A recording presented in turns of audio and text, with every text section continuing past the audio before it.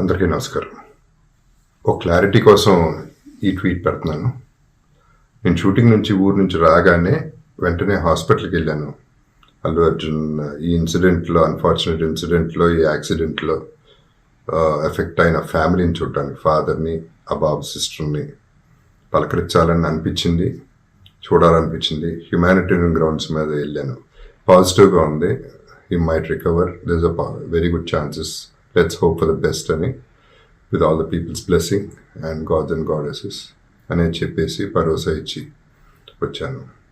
I wanted to go and అందరికంటే ఎక్కువ effect అయింది ఆ ఫ్యామిలీ కాబట్టి ఆ ఫ్యామిలీకి సపోర్ట్ ఇద్దాం అనే మై ఎక్స్టెంట్ సపోర్ట్.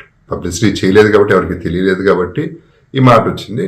అది I just clarified it. Thank you very much once again. నమస్తే. అందరికీ నమస్కారం. ఒక క్లారిటీ కోసం ఈ ట్వీట్ పెడుతున్నాను.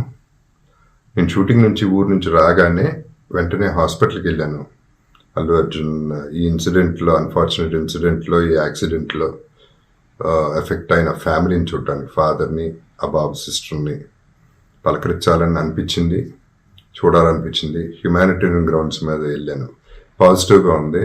He might recover, there is a very good chances, let's hope for the best అని, with all the peoples blessing and gods and goddesses అని చెప్పేసి భరోసా ఇచ్చి వచ్చాను.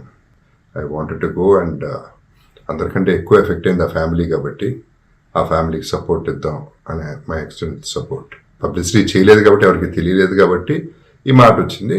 అది I just clarified it. Thank you very much once again. నమస్తే.